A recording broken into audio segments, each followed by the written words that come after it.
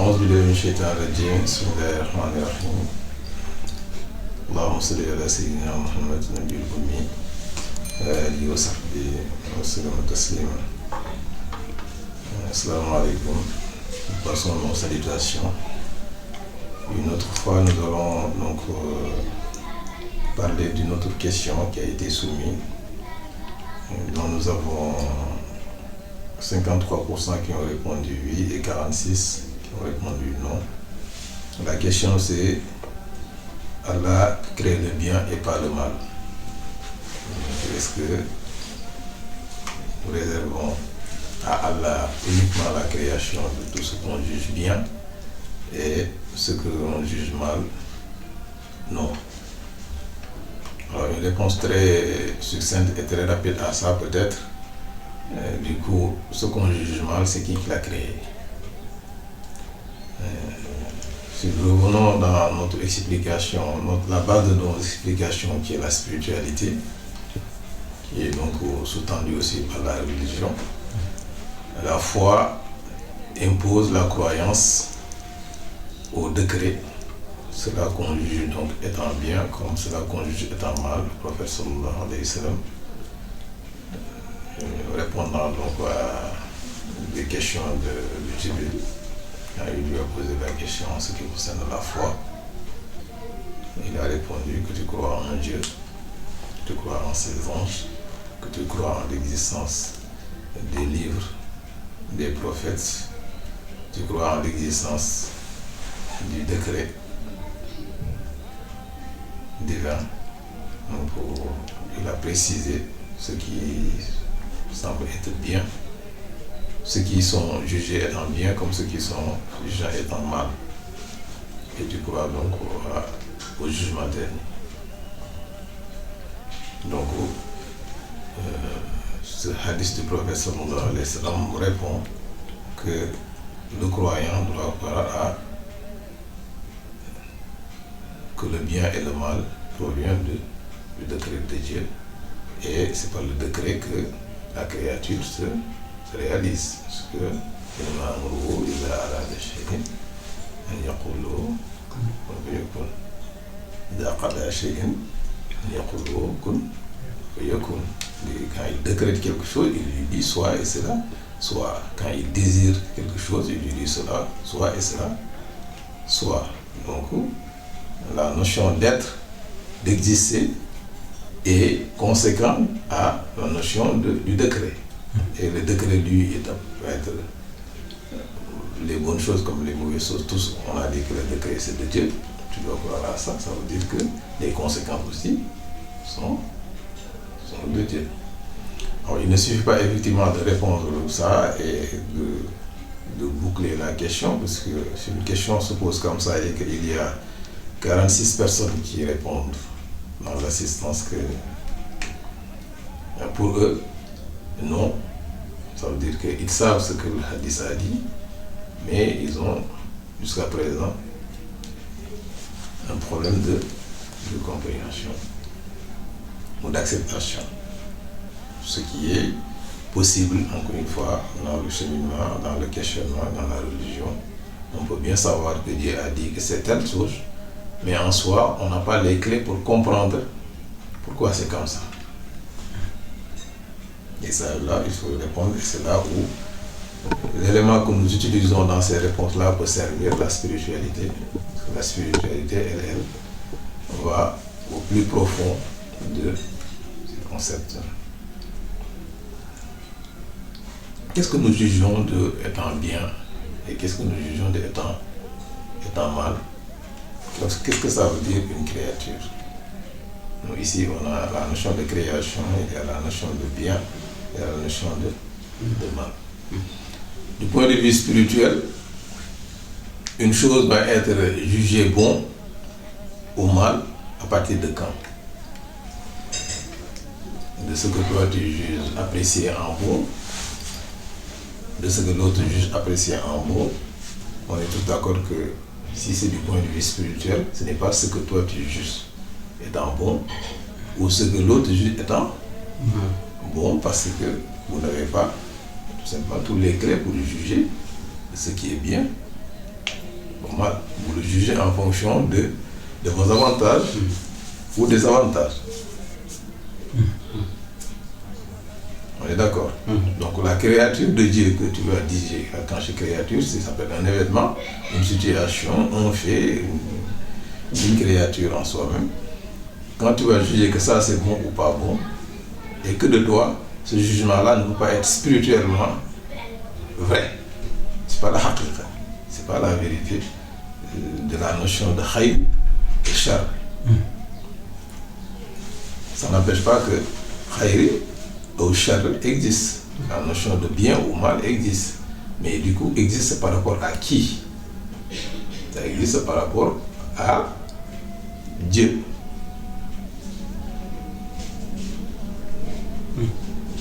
Dieu, le créateur, c'est lui qui peut juger de ce qui est bon ou mal. On est d'accord? On va revenir sur ça. Il y a la notion de création. La notion de création ne laisse rien. Parce que Dieu, pour qu'il soit Dieu, il faut qu'il soit le créateur de toutes choses. S'il y a des choses dont il est créateur et d'autres il n'est pas créateur, il n'est pas Dieu. C'est pourquoi il y a dans un de ses noms Al-Khaliq, le créateur. On dit le créateur de Khaliq Kulli Shay'in, le créateur de toutes choses. C'est pourquoi on ne rajoute pas. Et quand on dit le créateur, c'est parce que c'est le créateur de toutes choses. C'est pas comme le créateur comme on voit dans les films fiction, un créateur qui est capable qu'on lui passe par là, on passe par là, on lutte avec lui. Ce n'est pas un créateur. Tous les noms de Dieu sont les noms de Dieu. Bila nihayatin, sans limite. Si le créateur, c'est le créateur de toutes choses. Sinon, il n'est pas créateur. Donc la notion de création associée à Dieu fait allusion à la notion de lui, le créateur de toutes choses. Et maintenant, tu vas te poser la question, maintenant le bien, le mal. Le bien et le mal, effectivement, il va lui aussi légiférer de ce qui est bien et le mal dans la loi. Dans la loi. Donc, dans le respect de la convenance, dans le respect des priorités, dans sa charia, il va dire ça c'est bon, ça c'est pas bon. C'est moi qui ai créé toutes choses, mais de tout ce que j'ai créé, j'ai dit ça c'est bon, ça c'est pas bon, ça c'est utile, ça c'est pas utile. Pour vous, hein? Pour vous, c'est-à-dire pour votre but, pour votre existence et de pourquoi vous existez. Vous existez, il y a des choses qui vous permettent d'exister, des choses qui jouent en vos défaveur de l'existence. Vous existez aussi pour une raison. Il y a des choses qui sont en votre faveur de la raison pour laquelle vous existez. Il y a des choses qui sont en votre défaveur, vos adversaires par rapport à ça. Et ça ne concerne que Al-Hukumul Sharia, les éléments de langage du jugement Sharia.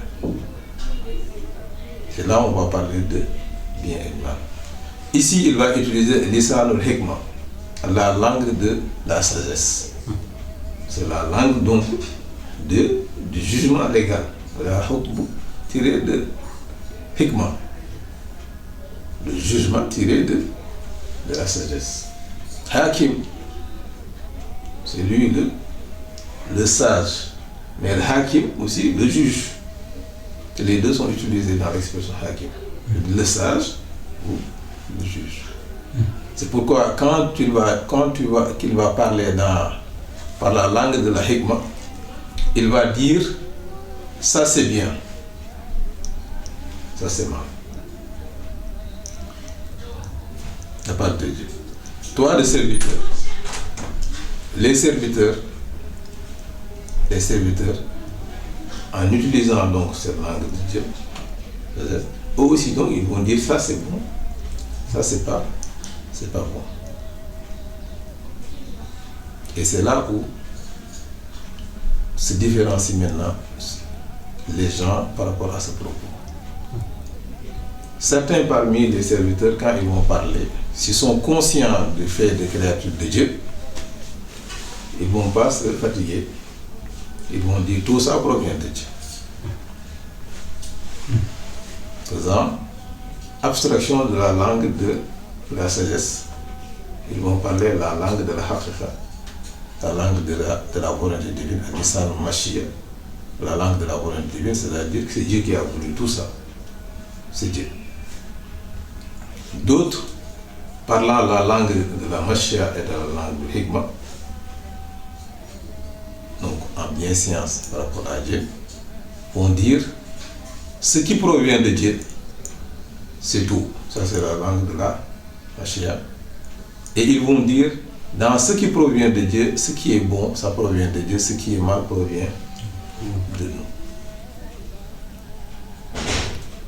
Mais ça ne veut pas dire qu'ils ne savent pas que l'autre qui a dit que tout ça provient de Dieu, ce qu'il a dit, c'est vrai.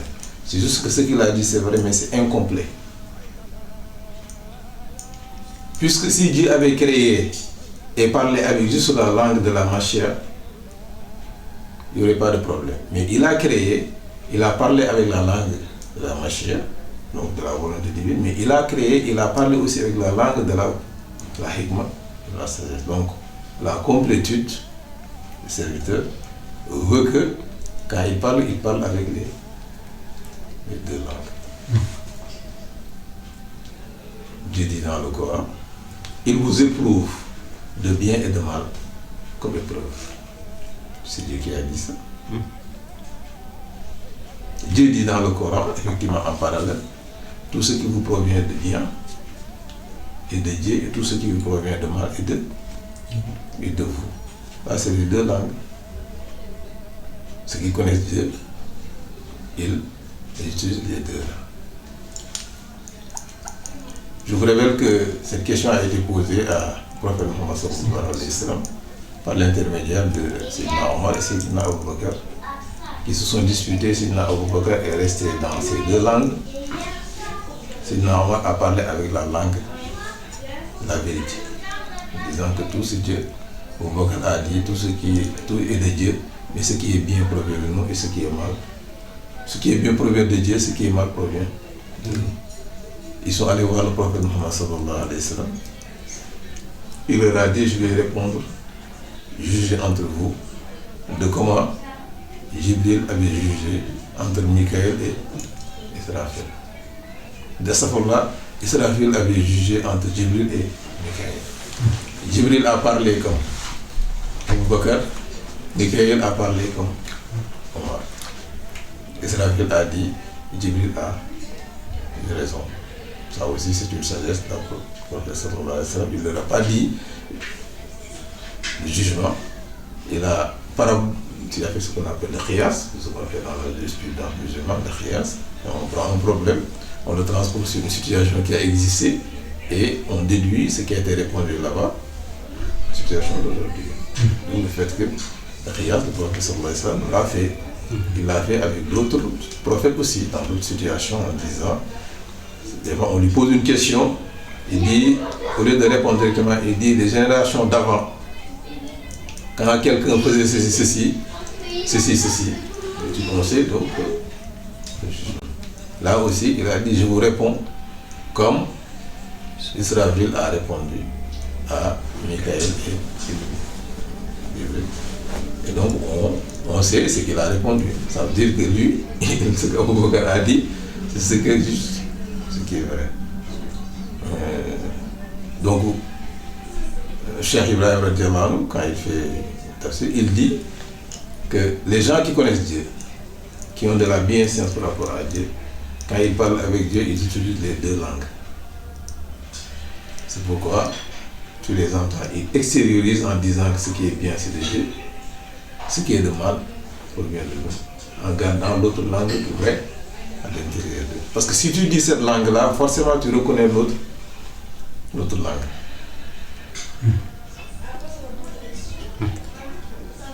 Là, on parle de ceux-là qui sont tous croyants du fait que Dieu est le créateur de toutes choses.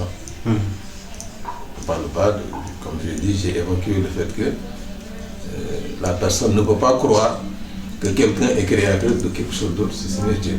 Celui-là, il n'est pas concerné par cette question parce que lui, il faut qu'on lui règle la notion de création elle-même. La notion d'exister à partir du néant et de faire exister, il n'y a que le créateur qui le fait.